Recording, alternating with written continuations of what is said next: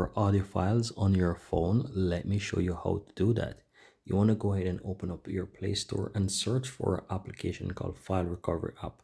If you're using an Android phone, you can find it in the Play Store, and it's possible that you will find it in the top charts here of applications. You should be able to find it, and you can quickly go ahead and install File Recovery app. As you can see here, I have it installed on my phone. I'm going to quickly open it from here. I'm currently using the free version, so there might be some ads. Whenever you come across ads, you can just quickly click and continue to up on the upper right. Now, once you're here, you can quickly recover audio files by tapping on audio recovery.